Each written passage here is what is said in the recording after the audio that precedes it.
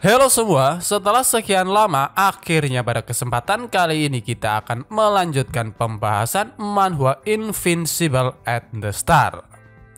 Sebelum lanjut ke pembahasan utama, kita akan sedikit menceritakan akhir dari pembahasan sebelumnya agar setidaknya kita mengingat kembali jalan ceritanya. Pada episode sebelumnya, meskipun para dewa datang untuk merebut daratan kuno, dengan mudah Shen Xiangan menghancurkan mereka semua.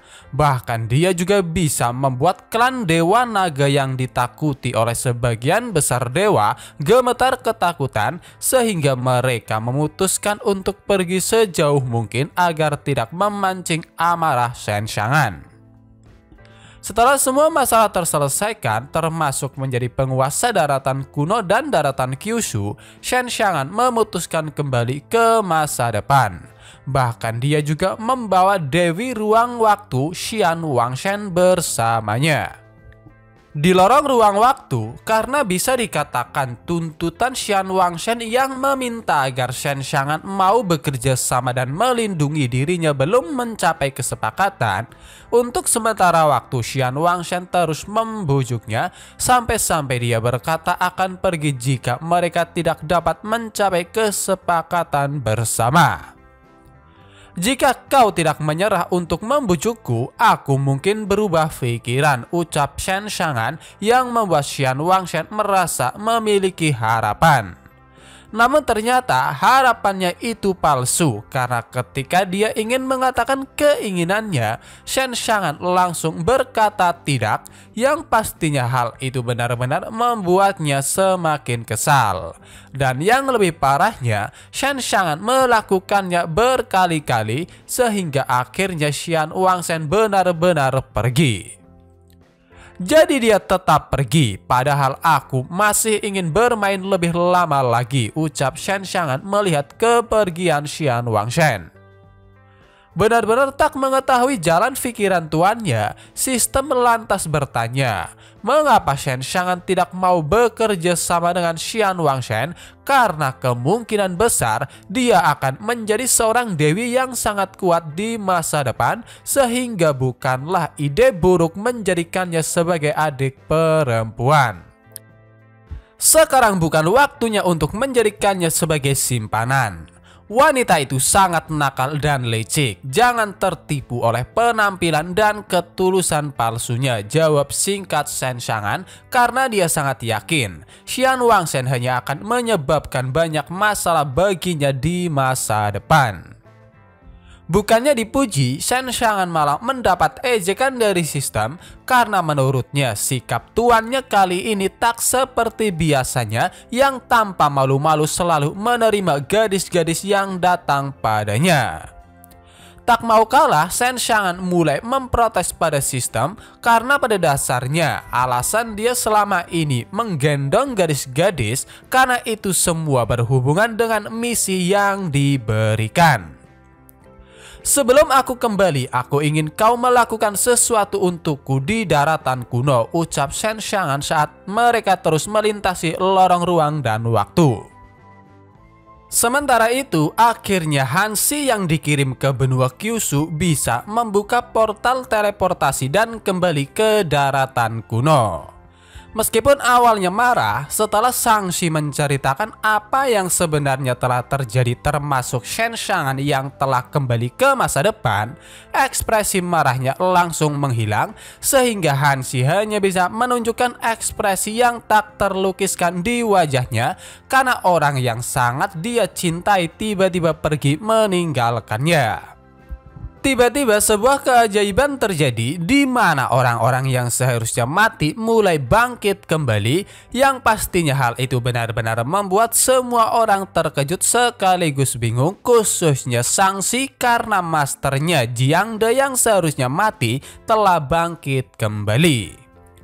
Muridku, sepertinya ada seseorang yang telah membangkitkan kami semua dan nama Shen Xiangan terus terngiang di kepalaku, ucap Jingde, sehingga dapat dipastikan permintaan Shen Xiangan pada sistem sebelumnya tak lain permintaan untuk membangkitkan kembali orang-orang di daratan kuno.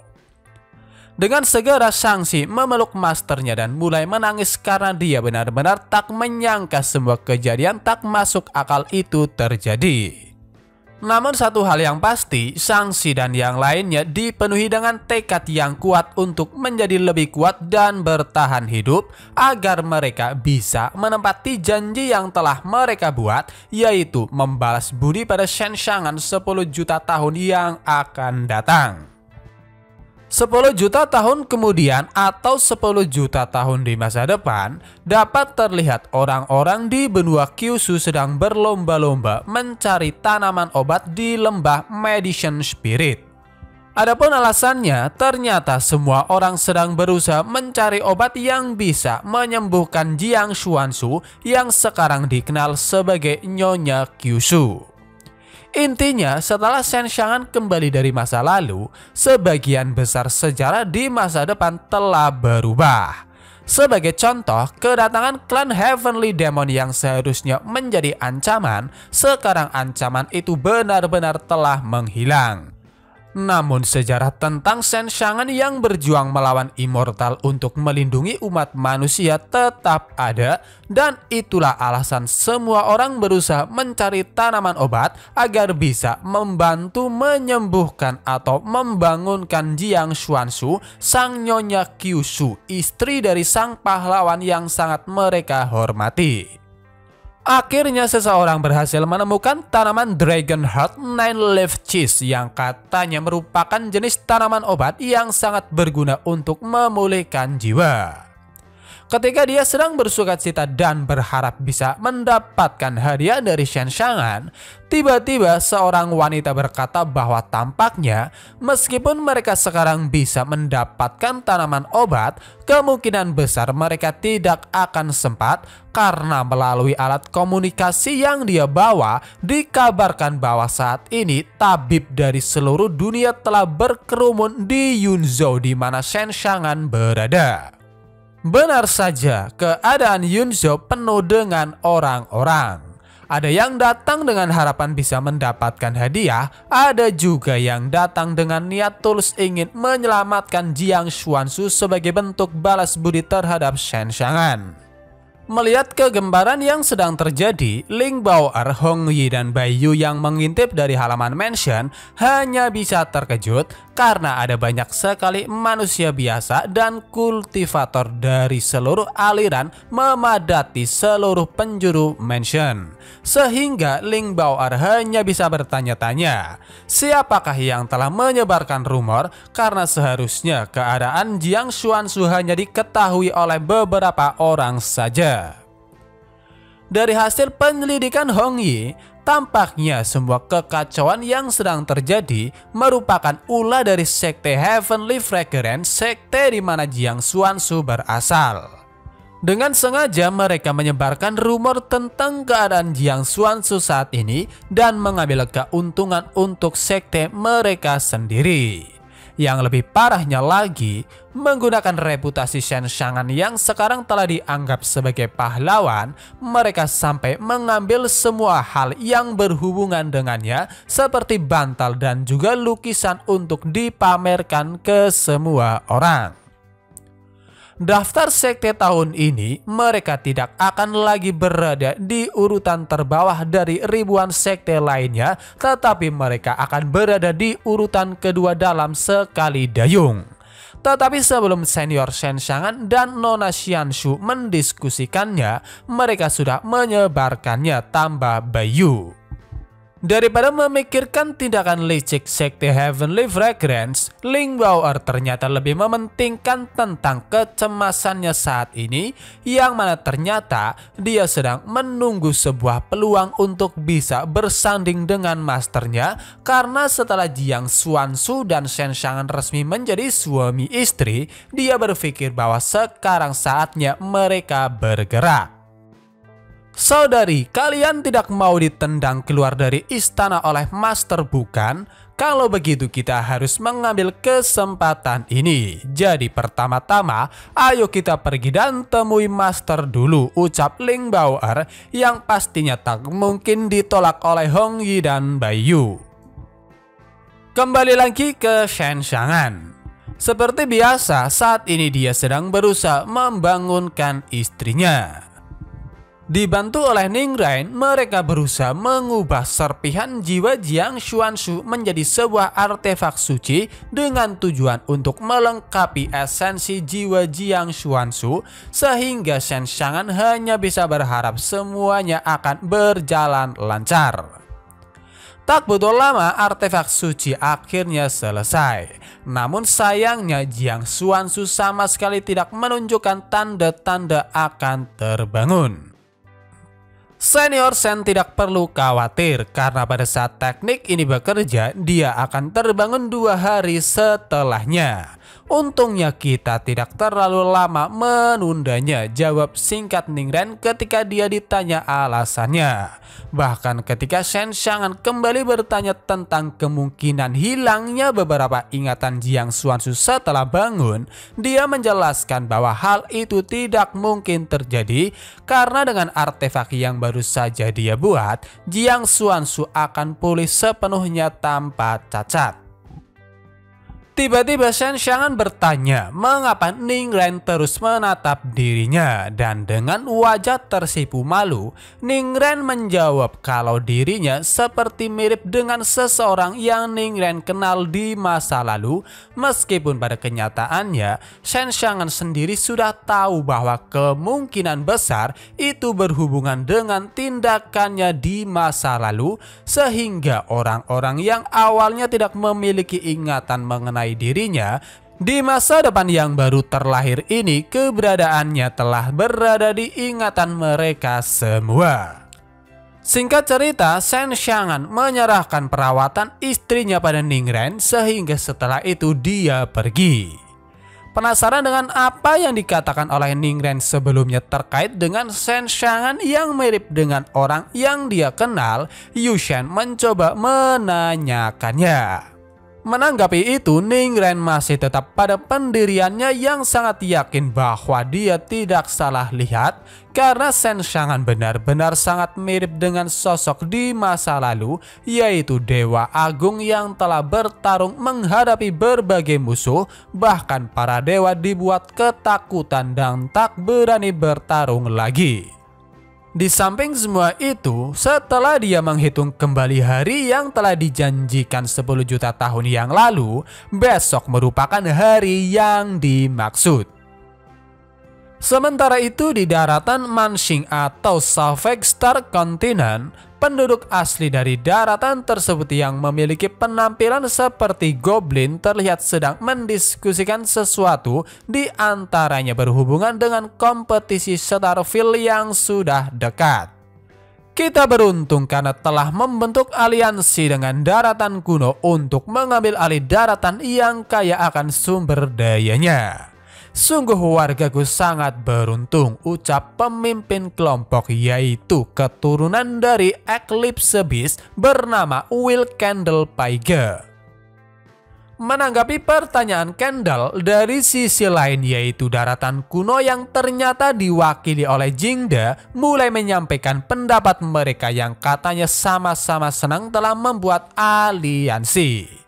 Namun tiba-tiba dengan tatapan tajamnya dia bertanya tentang kelompok Kendall yang tampaknya secara diam-diam telah menandai daratan Kyushu ke dalam daftar target mereka baru-baru ini. Ternyata memang benar kelompok Kendall telah menandai daratan Kyushu sebagai target mereka. Namun bodohnya, Kendall mengira bahwa alasan daratan kuno mau bekerja sama karena ingin merebut daratan Kyushu dari mereka. Kami sudah lama menargetkan daratan Kyushu. Selama kami mendapatkan daratan itu, kami akan dipromosikan ke tanah yang berlimpah. Kalau kau menginginkan sesuatu seperti itu, tak mungkin ku berikan, teriak Kendall. Setelah yakin akan kebenarannya, tanpa berbasa-basi lagi, Jingde dan bawahannya mulai membantai orang-orang Kendall yang pastinya hal itu membuat pihak lain terkejut. Tak terima dengan semua itu, beberapa di antara mereka mencoba melawan. Namun sayangnya, dengan perbedaan kekuatan yang besar, usaha mereka berakhir sia-sia meskipun pada dasarnya klan mereka masih keturunan dari mythical beast yang katanya tak terkalahkan. Melihat semua bawahannya terbantai habis, pada akhirnya Candle memutuskan untuk menyerah. Namun meskipun mulutnya mengatakan tidak akan mengincar daratan Kyushu lagi, tetapi sebenarnya di dalam hatinya dia mulai memikirkan rencana membalas dendam. Pertama-tama menyerah terlebih dahulu dan berpikir bagaimana caranya untuk mengambil alih Kyushu di masa depan. Pada saat kami telah dipromosikan menjadi daratan yang lebih kaya, kami pasti akan membalas penghinaan ini beratus-ratus kali lipat, pikir Candle. Namun sayangnya, semua rencana busuk itu telah diketahui oleh Jingde sehingga beberapa orangnya langsung menusuk Candle dari belakang. Melihat tindakan Jingde hanya bisa membuat Candle bingung karena menurutnya itu sudah berlebihan, karena bagaimanapun juga daratan Kyushu hanyalah daratan tingkat rendah yang bisa dihancurkan oleh semua pihak, sehingga tak seharusnya Jingde membuat banyak musuh hanya untuk melindunginya. Menjawab pertanyaan itu, Jingde lantas berkata bahwa alasan utamanya karena di daratan Kyushu ada seseorang yang sangat penting bagi mereka. Untuk mereka sendiri, mengacu pada Jingde sendiri, Hanshi, Shangshi, dan juga seluruh orang-orang dari daratan kuno. Oleh karena itu, demi sosok itu yang tak lain adalah Shenshangan, jangankan keturunan dari mythical beast, mereka bahkan tidak gentar meskipun lawannya adalah para dewa. Dan satu hal lagi, besok muridku akan pergi ke daratan Kyushu untuk bertemu orang yang penting itu.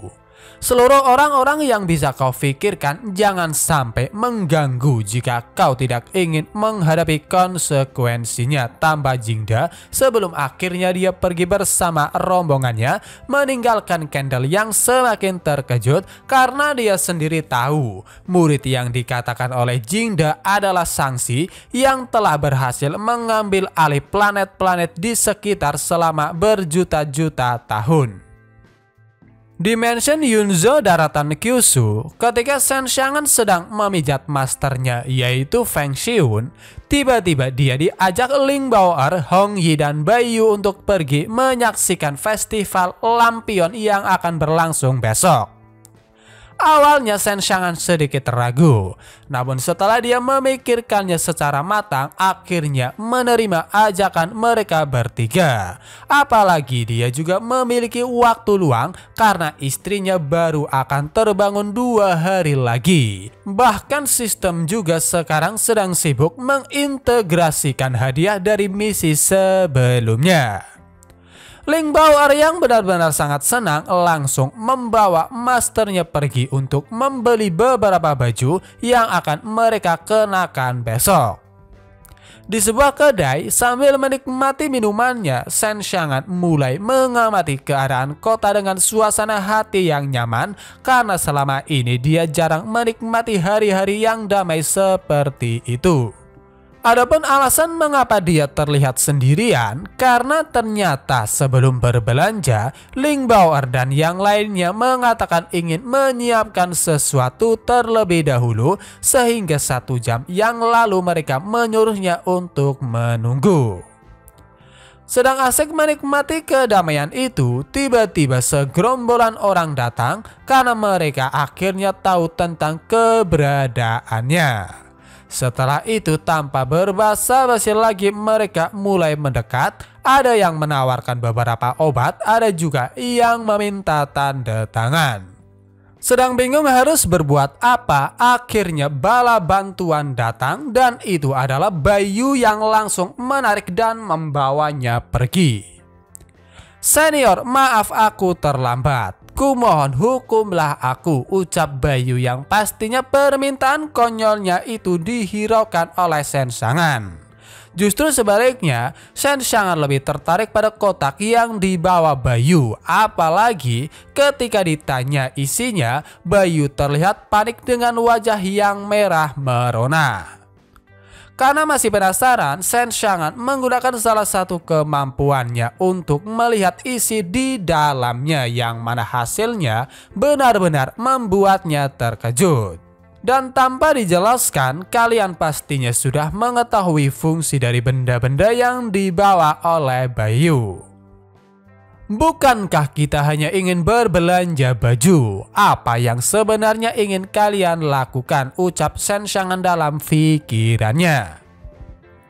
Dipimpin oleh ketiganya, Shen Xiangan ternyata dibawa ke pavilion Hanlan di kota komersial daratan dari dua dunia. Melihat orang yang berjaga bahkan memiliki kultivasi tingkat immortal benar-benar membuat Shen Xiangan semakin kagum, karena tampaknya tindakannya di masa lalu benar-benar telah membawa perubahan yang besar di zaman ini. Namun daripada mempermasalahkan itu semua, saat ini dia lebih penasaran pada sosok master dari pavilion Hanlan. Dengan penuh semangat, Ling Bao'er terus membimbing masternya. Dia menjelaskan bahwa pavilion Hanlan merupakan tempat yang sangat terkenal. Apalagi pavilion Hanlan sendiri dibangun jutaan tahun yang lalu di Kyushu, dan meskipun hanya ada satu pavilion Hanlan, keberadaannya telah membuat daratan Kyushu menjadi terkenal. Selain berjualan, ternyata pavilion Hanlan memiliki area berlatih yang dibagi menjadi 5 lantai. Tingkat pertama dinamai wilayah daratan, tingkat kedua daratan manusia immortal, tingkat ketiga daratan bumi immortal, tingkat keempat daratan heavenly immortal, dan yang terakhir daratan imperial. Meskipun biayanya sendiri mahal, akan tetapi hal itu yang menjadi daya tarik utama pavilion Hanlan, karena sudah banyak orang yang dipromosikan menjadi orang kuat di tempat ini. Adapun daya tarik kedua berhubungan dengan Master Pavilion yang membuat orang-orang bertanya-tanya siapakah identitasnya. Para kultivator dari planet lainnya juga bermimpi untuk bisa menemuinya, tetapi sayangnya mereka sama sekali tidak mendapatkan kesempatan itu. Tambah Ling Bao'er tanpa mengetahui bahwa pemilik pavilion Hanlan merupakan sosok yang memiliki hubungan mendalam dengan masternya, karena dia adalah Hanshi. Mencoba melihat-lihat beberapa pakaian, Shen Xiangan hanya bisa terkejut setelah melihat harganya yang menurutnya benar-benar tak sesuai dengan kualitas barang yang ditawarkan. Mengira bahwa Shen Xiangan hanyalah orang kampungan yang tak punya uang, beberapa orang mulai mengejeknya. Ling Bao'er dan Bayu yang tak terima jika master mereka dihina seperti itu, langsung menghubungi administrator yang bertanggung jawab di lantai pertama, lalu memborong semua yang ada di lantai pertama. Aku akan membeli semua pakaian dan bahan pelatihan di area ini. Aku tak mau barang bagus itu dicemari oleh sampah-sampah seperti mereka, teriak Ling Bao'er yang pastinya tindakannya itu membuat semua orang marah. Namun ketika mereka ingin menyerang, Ling Bao'er dan Bayu segera menunjukkan kekuatan mereka yang membuat semua orang mulai lari terbirit-birit. Singkat cerita, setelah semuanya dibayar, tanpa memperdulikan sang administrator lantai pertama yang terlihat kelelahan, Ling Bao'er segera mengajak masternya untuk pergi ke ruang ganti untuk mencoba beberapa baju. Adapun Shen Xiangan, dia hanya bisa pasrah dan mengikuti apa kemauan muridnya. Tiba-tiba administrator lantai pertama membuat ekspresi terkejut karena dia mengingat sesuatu yang amat penting saat memperhatikan sosok Shen Xiangan. Bukankah dia merupakan orang yang sangat mirip dengan potret milik Master Pavilion? Dia adalah pria yang telah dicari selama ini, ucap sang administrator, sehingga setelah itu dia langsung menghubungi pimpinannya yang tak lain administrator lantai kelima dan melaporkan keadaannya. Bersamaan dengan itu juga, beberapa orang datang yang ternyata mereka adalah orang sebelumnya yang tak terima dengan tindakan Ling Bao'er, sehingga kembali lagi setelah memanggil pamannya. Singkat cerita, kelima administrator segera menghubungi Master Pavilion Hanlan, yaitu Hansi, yang saat ini jauh dari daratan Kyushu. Mendengar apa isi laporannya, Hansi langsung memberikan perintah untuk mengosongkan semua gedung Pavilion Hanlan dan mengaktifkan seluruh artefak yang ada di dalam Pavilion Hanlan, yang mana artefaknya sendiri mirip seperti CCTV. Begitu sosok Shen Xiangan diproyeksikan, Hansi pastinya diliputi dengan perasaan yang senang, sehingga untuk sementara waktu dia terus menyaksikan apa yang sedang dilakukan Shen Xiangan. Terlihat jelas Ling Bao'er mulai melancarkan aksinya, seperti menyentuh bagian-bagian tubuh masternya dengan alasan ingin memastikan ukuran baju yang cocok untuknya. Melihat tindakan agresif yang dilakukan oleh Ling Bao'er benar-benar membuat Shen Xiangan kesusahan. Apalagi semua itu tampaknya telah dirancang sebaik mungkin. Kalian sangat lancang. Kalian bahkan belum menyelesaikan masalah denganku mengenai tubuhku sebelumnya, dan sekarang kalian ingin memulainya lagi, teriak Shen Xiangan.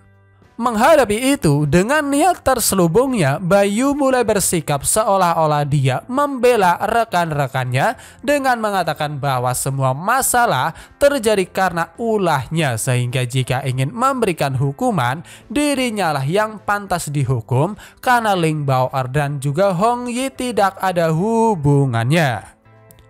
Bayu siap menerima semua hukuman. Mohon untuk tidak mengasihani Bayu, ucap Bayu saat dia membuka kotak harta karun miliknya dan menyodorkan pantatnya, karena ternyata Bayu yang bisa dikatakan M telah menunggu momen itu sejak lama, sejak mereka masih tinggal di Gunung Feishian. Meskipun Shen Xiangan tahu permintaan Bayu benar-benar tidak masuk akal, tetapi ternyata dia tertarik dengan hal semacam itu, sehingga dengan hidung yang mimisan dan senyum di wajahnya, dia langsung menerima permintaan tersebut. Setelah itu dengan penuh semangat, Shen Xiangan mulai mencambuk Bayu yang terlihat sangat menikmatinya. Namun di sisi lain, Ling Bao'er dan Hong Yi yang masih dikategorikan sebagai orang normal hanya bisa cemas, sehingga sebisa mungkin dia membujuk Bayu untuk bertukar tempat, yang pastinya langsung ditolak.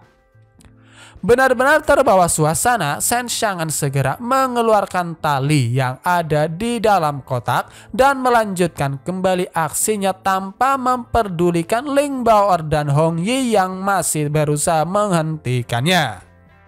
Melihat semua itu, Hansi langsung diliputi dengan perasaan marah karena orang yang selama ini sangat dia rindukan saat ini sedang bersenang-senang dengan wanita lain, sehingga tanpa berbasa-basi lagi dia akhirnya pergi untuk bertemu sekaligus memberikan pelajaran pada Shen Xiangan. Kembali lagi ke Pavilion Hanlan.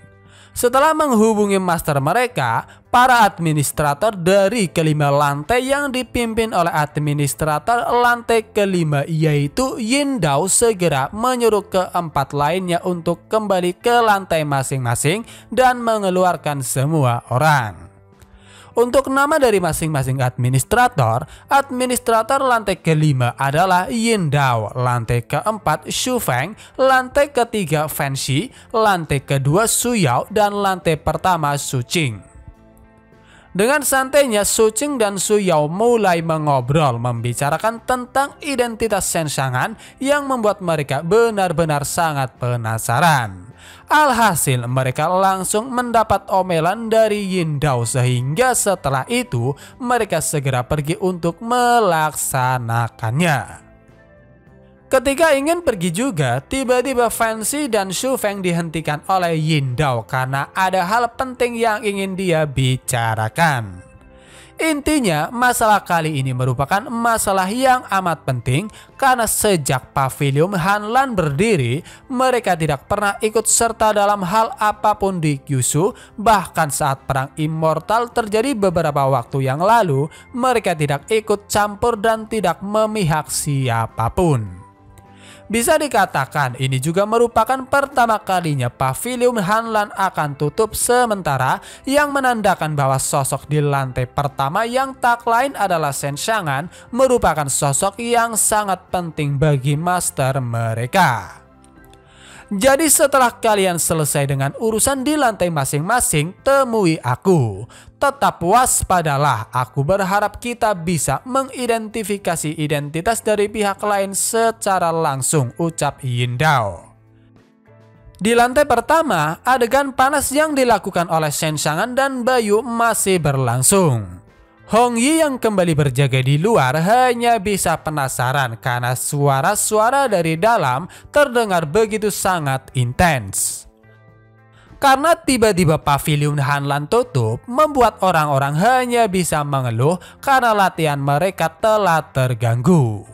Mendengar keributan itu, Hong Yi hanya bisa bingung sekaligus penasaran. Apalagi urusan masternya bahkan belum selesai.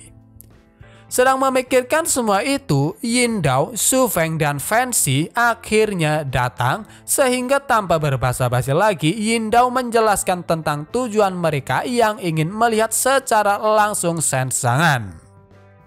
Hong Yi benar-benar dihadapi dengan situasi yang cukup sulit karena tidak mungkin dia mengizinkan orang luar seenaknya masuk mengganggu masternya. Namun di samping semua itu, dia juga tidak mungkin menghalangi ketiganya yang masing-masing berada di ranah Immortal Emperor. Hong Yi menyingkirlah dari pintu, ucap Shen Xiangan dari dalam, dan bersamaan dengan itu juga, tekanan yang dipancarkan oleh ketiganya tiba-tiba menghilang, yang bahkan menghilangkan kelelahannya juga.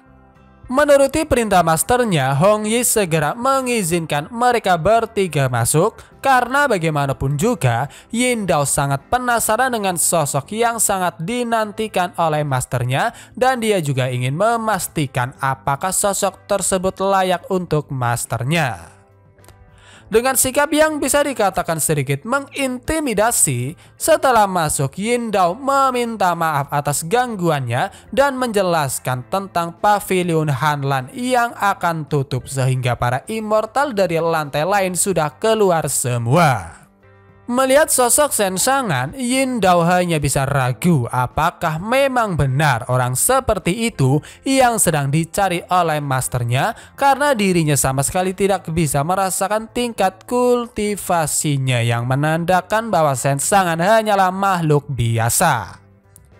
Namun ketika mereka bertiga khususnya Yin Dao sedang memikirkan semua itu, tiba-tiba tekanan yang amat mengerikan menerpa mereka sampai-sampai mereka yang berada di ranah Immortal Emperor merasa susah bernafas dan tak bisa berdiri. Pastinya tekanan itu berasal dari Shen Xiangan yang terlihat tidak senang karena dia mengira kedatangan ketiganya untuk mengusirnya juga. Jadi kami adalah satu-satunya yang tersisa, tetapi sayangnya aku sangat sibuk sekali dan tidak mau pergi sehingga aku akan memberikan tawaran kepada kalian yang tak mungkin bisa kalian tolak, ucap Shen Xiangan. Sebelum situasi menjadi semakin memburuk, Yin Dao segera berkata bahwa mereka tidak memiliki niat untuk mengusirnya. Malah sebaliknya, master mereka yang telah menunggu selama bertahun-tahun ingin bertemu dengannya. Setelah menghilangkan intimidasinya, Shen Xiangan lantas menyuruh mereka untuk pergi, yang mana hal itu benar-benar membuat Hong Yi semakin kagum karena bahkan orang di ranah Immortal Emperor tunduk pada masternya. Di sisi lain, setelah ketiganya pergi, Shen Sangan hanya bisa bertanya-tanya siapakah sebenarnya master dari Pavilion Hanlan yang katanya telah menunggu dirinya. Dan satu hal yang pasti, dia berharap orang itu bukan Hansi, meskipun pada kenyataannya Hansi lah orangnya. Meskipun telah diberitahu bahwa Pavilion Hanlan akan tutup, orang-orang masih saja berkumpul di luar karena mereka sendiri juga tidak mengetahui alasan pastinya. Setelah melihat Hong Yi yang sedang mengintip dari dalam, situasinya kembali memanas karena seharusnya tak ada satupun orang yang diperbolehkan masuk. Seorang paman-paman yang sebelumnya dipanggil untuk memberikan pelajaran pada Ling Bao'er dan yang lainnya mulai memprovokasi semua orang dengan alasan bahwa Pavilion Hanlan seharusnya memperlakukan semua orang sama rata, sehingga jika mereka harus pergi, maka rombongan Shen Sangan juga harus pergi. Menggunakan statusnya yang berasal dari kontinen atau daratan Sunrise yang telah lama bekerja sama dengan Pavilion Hanlan, tanpa mengetahui konsekuensinya, dia terus memaksa Su Qing dan Su Yao untuk membiarkan mereka masuk. Bodohnya dia sampai berkata akan membiarkan masalah berlalu jika mau menyerahkan Ling Bao'er dan yang lainnya, karena dia ingin membawa mereka ke daratan Sunrise dengan alasan bahwa mereka semua telah mencuri bahan-bahan yang dia inginkan. Selama kau mengusir mereka dan memberikan mereka padaku, kalian tidak perlu mengkhawatirkan apa yang akan terjadi selanjutnya. Kita masih akan menjadi rekan di masa yang akan datang, ucap sang paman mencoba mengancam Su Yao. Alhasil, Su Yao yang sudah diambang batas kesabarannya langsung menghajarnya. Bukannya membaik, tindakan Su Yao ternyata membuat masalah menjadi semakin besar karena orang-orang merasa identitas mereka juga lebih penting dibandingkan dengan kelompok Shen Sangan yang hanya penduduk lokal dari daratan Kyushu. Tiba-tiba beberapa orang mencoba menerobos masuk dengan niat ingin menyeret Shen Sangan dan yang lainnya keluar. Namun di detik berikutnya mereka semua langsung terhempas keluar setelah menerima sebuah tekanan yang amat dahsyat yang ternyata berasal dari Yin Dao, Xu Feng, dan Fan Shi. Dengar, tuan muda yang ada di dalam adalah orang yang dicari-cari oleh Master Pavilion selama beratus-ratus tahun. Jangankan daratan Sunrise, bahkan jika kalian menggabungkan seluruh semesta, kalian tidak akan sepenting dirinya, teriak Yin Dao yang pastinya pernyataannya itu membuat semua orang terkejut karena mereka sendiri tahu konsekuensi besar apa yang menanti mereka jika berani menghadapi Master Pavilion Hanlan. Mengabaikan keterkejutan semua orang, dengan segera Su Yao mengeluarkan sebuah kertas berisi kontrak dan membakarnya sebelum dia berteriak, "Mulai sekarang kerjasama antara Pavilion Hanlan dan daratan Sunrise tidak berlaku lagi. Sehingga mulai sekarang tak ada satupun dari daratan Sunrise yang akan diterima." Dalam sekejap mata, orang-orang yang awalnya sangat beringas sekarang hanya bisa gemetar ketakutan dan mereka mulai menyalahkan si paman dan keponakannya yang dari awal bertindak layaknya seorang provokator. Bahkan mereka sampai menjadi bulan-bulanan semua orang yang benar-benar tak ingin terjerat karena bagaimanapun juga Pavilion Hanlan merupakan tempat yang sangat penting bagi mereka. Kami telah menghajar pelakunya dan menyerahkan sisanya kepada 5 administrator. Kami harap masalah ini tidak perlu diinvestigasi lebih lanjut lagi, ucap semua orang setelah menghajar si paman dan rombongannya bersamaan dengan mereka yang juga bersujud. Benar-benar tontonan yang sangat luar biasa. Aku harus memberitahukan pada master secepatnya, ucap Hong Yi.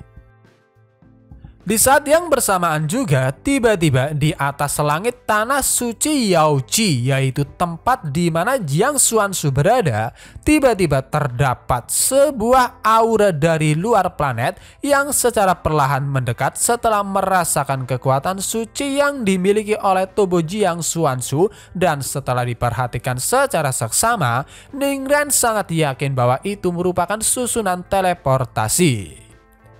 Tak disangka fenomena itu telah mempengaruhi Jiang Xuanzu yang tiba-tiba menunjukkan sedikit pergerakan sehingga dapat dipastikan tanpa harus menunggu 2 hari lagi, tampaknya sebentar lagi dia akan terbangun. Selain di atas tanah suci Yaoji, ternyata susunan teleportasi juga muncul di tempat lain dan tempatnya tepat di atas pavilion Hanlan sehingga dapat dipastikan sosok yang akan muncul pasti Hanzi. Akhirnya hukuman yang diberikan oleh Shen Xiangan telah selesai, yang mana dapat terlihat seluruh tubuh Bayu hanya bisa gemetar dengan ekspresi yang terlihat puas dan bahagia. Apalagi hukuman yang diberikan telah merangsang kultivasinya dan ada tanda-tanda dirinya akan menerobos. Selanjutnya aku harus mencari kesempatan untuk membuat senior menghukumku lagi, pikir Bayu.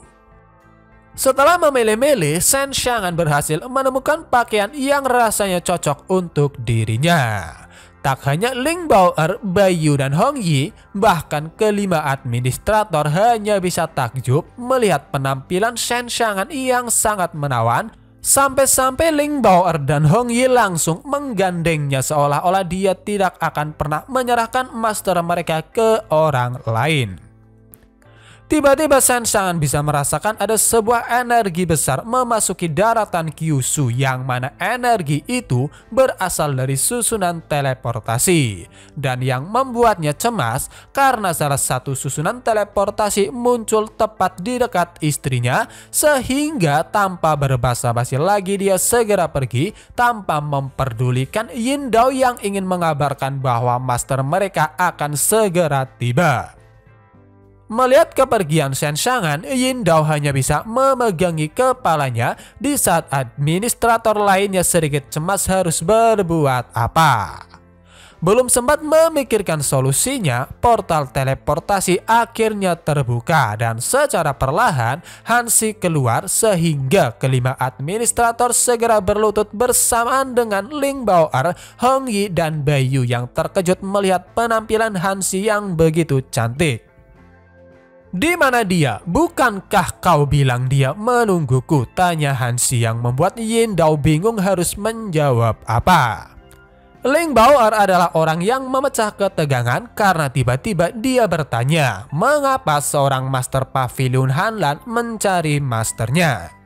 Meskipun awalnya bingung pada pertanyaan Ling Bao'er, Hanzi hanya bisa lega karena ternyata wanita yang dibawa Shen Xiangan hanyalah muridnya dan bukan kekasihnya. Sehingga setelah itu, sambil menepuk kepala Ling Bao'er, dia berkata, "Kalian bisa memanggilku istri dari master. Aku adalah istri yang belum dia nikahi." Sontak pernyataan Hanzi benar-benar membuat mereka semua sangat-sangat terkejut, tak terkecuali kelima administrator. Adapun Hanzi, dia tiba-tiba bisa merasakan bahwa tampaknya bukan hanya dirinya yang datang ke daratan Kyushu, sehingga dia yang tahu siapa sosok itu segera pergi untuk mengejar Shen Xiangan. Bahkan dia sampai membawa Ling Bao'er dan yang lainnya untuk membuktikan pada mereka bahwa dirinya memang istri dari Shen Xiangan. Sementara itu, di tanah suci Yaoshi, pastinya kalian sudah bisa menebak siapa yang muncul dari susunan teleportasi karena itu adalah Shangxi. Melihat sosok Shang-Chi hanya bisa membuat Ning Ren terkejut. Namun dengan santainya, Shang-Chi berkata bahwa sementara dirinya mengenyampingkan undangan kompetisi Starfield yang akan diadakan oleh para dewa, dia buru-buru datang ke tempat ini dengan alasan bahwa dirinya tidak boleh membiarkan saudari juniornya mendahului dirinya, meskipun pada kenyataannya Hanshi datang hampir bersamaan dengannya. Aku tak berani datang menemuinya selama bertahun-tahun karena aku rasa apa yang aku lakukan masih belum cukup. Tetapi sekarang aku yakin bisa mengejarnya, tambah Shang-Chi. Selain Ning Ren, Shen Xiangan yang sebenarnya telah sampai adalah orang yang sangat terkejut karena orang yang tak terduga tiba-tiba muncul di saat-saat genting seperti ini. Namun satu hal yang pasti, dia sangat yakin hal buruk akan terjadi sehingga daripada langsung menampakkan diri, dia memutuskan untuk tetap bersembunyi dan mengamati situasinya. Melihat Shang-Chi yang benar-benar masih merindukan Shen Xiangan membuat Ning Ren cemas karena dia sendiri tidak dapat membayangkan apa yang akan terjadi jika Shang-Chi mengetahui tentang hubungan Shen Xiangan dengan Jiang Xuanzu. "Mengapa kau terus melirik ke perempuan itu? Siapa sebenarnya dia?" tanya Shang-Chi saat dia juga melirik ke arah Jiang Xuanzu. Dengan gugup, Ning Ren sebisa mungkin menjelaskan bahwa Jiang Xuanzu merupakan wanita yang berasal dari klan Jiangnya yang telah koma dalam waktu lama dan masih belum bangun juga. Mencoba membantu, Shang-Chi tiba-tiba menggunakan salah satu tekniknya untuk memulihkan jiwa Jiang Xuanzu. "Meskipun kau memiliki kekuatan suci, tetapi kekuatanmu tidak cukup kuat untuk beresonansi dengannya. Dia pasti akan kehilangan ingatannya saat dia bangun," ucap Shang-Chi saat dia terus menggunakan teknik rahasia miliknya yang katanya mampu membangunkan Xuanzu.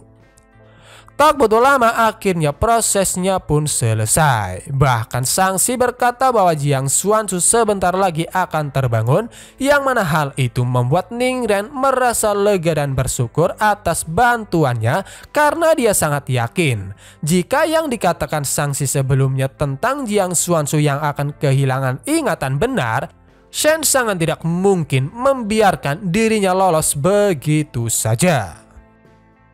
Benar saja, secara perlahan Jiang Xuanzu mulai membuka matanya. Hal pertama yang dia pikirkan adalah tentang keselamatan suaminya, sehingga meskipun kondisinya masih lemah, dia berniat langsung pergi dan membantu suaminya yang masih bertarung. "Perangnya sudah berakhir, dia baik-baik saja, jadi kau harus memulihkan dirimu sendiri dulu," ucap Ning Ren disusul dengan dia yang mengucapkan terima kasih pada Shang-Chi.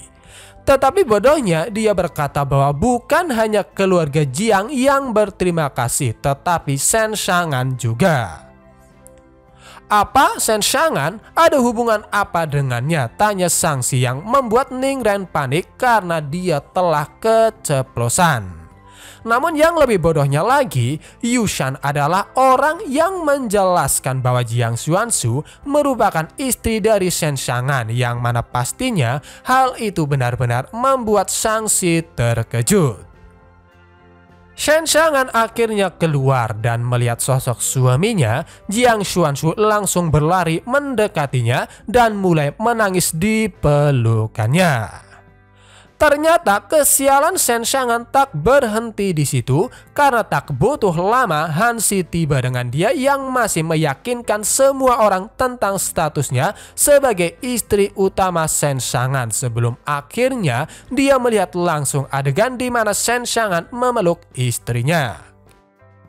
Shen Xiangan kali ini benar-benar bingung harus berbuat apa.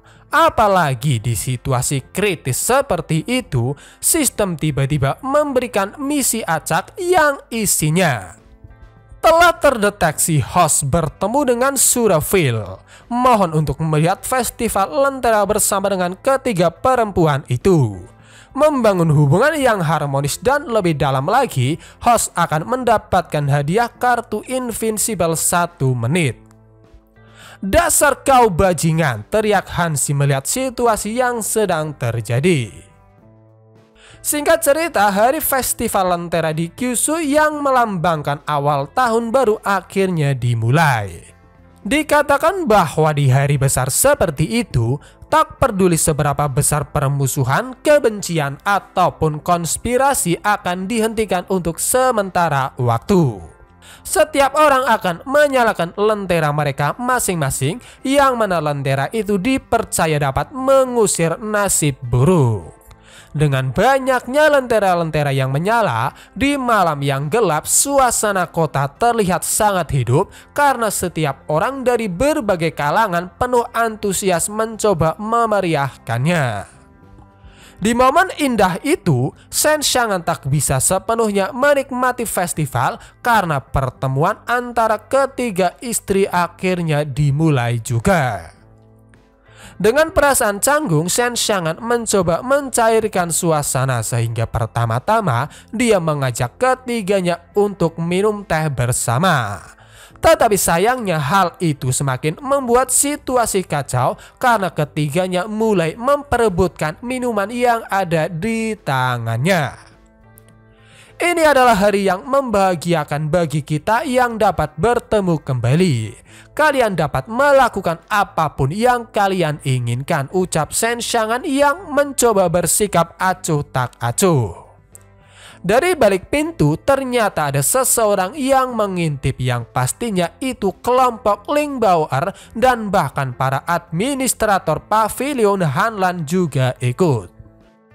Ling Bao'er sendiri berpendapat bahwa ini mungkin merupakan masalah terbesar yang pernah dihadapi oleh masternya karena situasinya benar-benar sangat mencekam, sampai-sampai Yin Dao yang katanya telah berada di medan perang selama bertahun-tahun dan tidak peduli dengan hidup serta mati hanya bisa merasa gugup melihat situasinya. Shen Xiang'an, kita sudah duduk lama sekali dan kau masih belum memperkenalkan semua orang. Kenapa kau tidak pernah mengatakan tentang wanita lain padaku, ucap Hansi yang membuat detak jantung Shen Xiang'an semakin cepat, sampai-sampai sistem juga mencoba memperingati dirinya agar tidak berbicara sembarangan, karena jika dia menjawab pertanyaan Hansi, itu sama saja dengan menegaskan bahwa Hansi merupakan istri utamanya. Aku tidak perlu kau untuk memberitahuku, ucap Shen Xiang'an dalam pikirannya, karena dia sendiri tahu seberapa berbahayanya medan perang kali ini, sehingga untuk sementara waktu dia memutuskan diam. Bukannya Shen Xiang'an, Shangxi adalah orang yang menanggapi pertanyaan Hansi dengan dia yang sengaja memancing amarahnya, karena motif tersembunyi Hansi benar-benar terlihat jelas. Mengabaikan Hansi yang dibuat marah, Shangxi segera berbalik dan mendekati Shen Xiang'an lalu berkata, Shen Xiang'an, aku sudah bertahun-tahun tidak pernah ada di sisimu. Wajar jika kau terpesona dengan dunia luar dan aku bisa mengerti itu. Sekarang aku telah kembali, jadi aku tidak akan pernah meninggalkanmu lagi. Dengan sikap kekanak-kanakannya, giliran Hansi yang meladani Shangxi karena ucapan sebelumnya seolah-olah dia sedang menegaskan bahwa Shen Xiang'an miliknya. Namun sayangnya Shangxi sama sekali tidak peduli dan hanya mengatakan bahwa masalahnya dan Shen Xiang'an merupakan sesuatu yang tak perlu dicampuri oleh orang luar. Melihat semua itu, Jiang Xuanzu yang belum sepenuhnya mengetahui apa yang sebenarnya telah terjadi, dengan ekspresi sedihnya lantas bertanya apakah mungkin hubungan mereka selama ini hanyalah hubungan palsu. Karena bisa dikatakan rasa kasih sayang Shen Xiang'an terhadap Jiang Xuanzu amatlah besar, secara refleks dia langsung menjawab, "Tidak, ini tidak seperti yang kau pikirkan." Hanya dengan kata-kata cerobohnya itu, situasinya menjadi semakin memanas karena ketiganya mulai menuntut siapakah di antara mereka yang menjadi istri utama, atau istilah lainnya, siapakah di antara mereka yang sangat dicintai olehnya. Kali ini Shen Xiang'an dihadapkan dengan situasi yang sangat kritis, apalagi sistem sama sekali tidak dapat memberikan solusi. Namun untungnya setelah sedikit menenangkan diri, sebuah ide terlintas di kepalanya, yang mana idenya itu hampir sama seperti sanksi yang merayu Hansi. Baru saja ingin memulainya, tiba-tiba Hansi mengaktifkan teknik rahasia miliknya, yaitu Charming Heart, yang memiliki efek untuk membingungkan hati sehingga target akan memiliki rasa cinta pada si pengguna. Tetapi untungnya dengan bantuan sistem, teknik tersebut dapat diblokir tanpa disadari oleh si pengguna. Bertingkah seolah-olah mantranya berhasil, dia segera menggenggam tangan Hansi, yang pastinya hal itu membuat Hansi benar-benar bahagia. Kalian berisik sekali sampai aku kesal setengah mati. Bukankah kalian hanya ingin tahu yang sebenarnya? Jadi dengarkan baik-baik, karena aku hanya akan mengatakannya sekali saja tentang siapa wanita yang sangat aku sayangi, ucap Shen Xiang'an. Di bawah tatapan tajam ketiganya, Shen Xiang'an mulai mengatakan apa yang ada di dalam pikirannya dengan lantang. Dan karena jika dijelaskan secara rinci akan membutuhkan dialog yang cukup panjang, jadi di sini kita akan menyampaikan intinya saja, yang mana apa yang dikatakan oleh Shen Xiang'an mencakup semua informasi tentang wanita yang sangat dia sayangi, mulai dari awal mereka bertemu sampai perasaan cinta di antara mereka tumbuh, serta semua perjuangan, masalah dan konflik yang terkandung di dalamnya. Namun karena pada dasarnya kisah hidup Shen Xiang'an dengan wanita-wanitanya memiliki alur yang hampir sama, kebenaran yang dia ungkapkan itu membuat masing-masing di antara mereka hanya bisa berpikir bahwa mereka lah yang sedang dibicarakan oleh Shen Xiang'an. Sehingga layaknya seorang wanita yang sedang jatuh cinta, mereka bertiga hanya bisa tersipu malu setelah mengingat kembali kenangan-kenangan yang telah mereka lalui bersama dengan Shen Xiang'an, di antaranya Hansi yang sangat yakin bahwa dirinya lah orang itu, karena bagaimanapun juga selama berjuta-juta tahun dirinya selalu berjuang dan memikirkan Shen Xiang'an. Dan yang terpenting, dia telah berhubungan badan berkali-kali dengannya di masa lalu. Jika saja aku sedikit lebih kuat saat itu, tidak mungkin ada yang bisa memisahkan kita. Jika seorang pria mempunyai perasaan terhadap seorang wanita, begitu pun sebaliknya. Maka dari itu, dengan Dao Surgawi sebagai saksiku, aku Shen Xiang'an tidak akan pernah main-main dengan orang lain. Dalam hidup ini aku tidak akan mengecewakanmu, tambah Shen Xiang'an, yang mana pernyataannya itu benar-benar berhasil mengelabuhi ketiganya, sehingga mereka yang sudah yakin bahwa dirinya lah yang sangat disayangi Shen Xiang'an memutuskan untuk tidak memperdebatkannya lagi dan memaklumi jika suami mereka yang sangat luar biasa menarik perhatian beberapa wanita. Aku harus menunjukkan kepada mereka kemurahan hatiku sebagai istri aslinya. Aku tidak boleh mempermalukan suamiku lagi, pikir ketiganya, sehingga ketika Shen Xiang'an seolah-olah ingin mengatakan siapa nama dari wanita yang sangat dia sayangi, mereka semua langsung menghentikannya dengan alasan bahwa mereka sudah mengetahuinya. Dengan situasi yang benar-benar sudah terkontrol, Shen Xiang'an hanya bisa tersenyum senang di saat sistem juga memuji pencapaiannya itu. Inilah efek yang aku inginkan. Aku ingin mereka secara sadar menganggapku sebagai milik mereka dan kemudian secara diam-diam tidak mengatakannya dengan lantang. Selama semua orang berasumsi bahwa dia adalah istri sebenarnya, maka tidak akan ada pertengkaran, ucap Shen Xiangan, sehingga dengan itu juga akhirnya dia bisa melewati rintangan pertama dari misi. Namun sayangnya, tanpa Shen Xiangan sadari, tindakannya itu telah melewati target yang ditentukan karena Ling Bao'er, Hong Yi, dan Bai Yu yang mendengarnya memiliki pemikiran yang sama, di mana mereka lah orang yang sangat disayangi olehnya. Sementara itu, di luar domain kuil benua Kyushu, ada dua utusan dewa yang datang berkunjung. Sang wanita bernama Saiki dan pria tua bernama Tuli. Tiba-tiba Tuli berteriak untuk memanggil roh kuil dari benua Kyushu yang pastinya itu adalah Dao Surgawi. "Siapa kalian? Beraninya memerintahku," ucap Dao Surgawi yang akhirnya muncul, sehingga dia langsung menyerang mereka yang telah bersikap lancang. Tetapi sayangnya serangannya itu dengan mudah diblokir.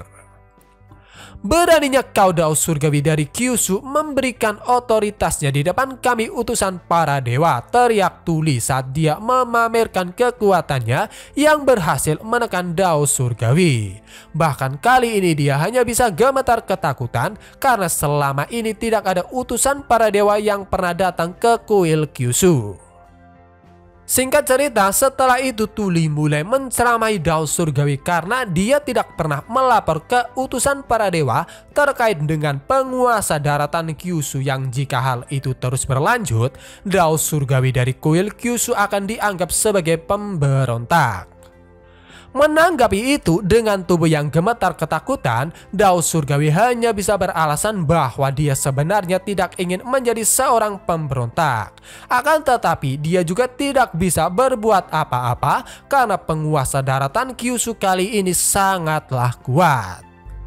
Tak hanya Tuli, Saiki juga ikut memarahi Dao Surgawi. Bahkan tanpa mengetahui seberapa mengerikannya kekuatan Shen Xiangan, dia menyuruh Dao Surgawi untuk menyingkirkan Shen Xiangan dan mencari dewa lain sebagai tuannya. Meskipun ketakutan, Dao Surgawi langsung menolak karena melepas pengakuan Sang Lord atau penguasa Kyushu akan menghancurkan keberuntungan di daratan Kyushu, sehingga jika keberuntungan sudah habis, maka tanah Kyushu akan menjadi tanah yang miskin dan tandus.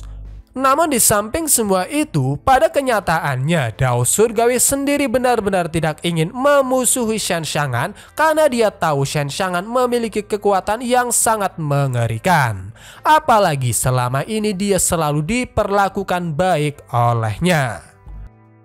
Pada akhirnya, karena mereka berdua juga tahu akan konsekuensinya, mereka memilih untuk mencari cara lain, sehingga setelah itu Tuli memberikan sesuatu yang ternyata itu adalah kartu kompetisi untuk kompetisi domain bintang, yang menurut legenda kompetisi tersebut sangatlah kejam karena mereka yang berpartisipasi di dalamnya akan mati atau menjadi gila. Sekalipun beruntung, mereka hanya akan menjadi mainan para dewa. Intinya, kemungkinan besar Tuli berniat menghancurkan Shen Xiangan di kompetisi tersebut, dan untuk detail pastinya itu masih belum diketahui karena sayangnya pembahasan kali ini cukup sampai di sini.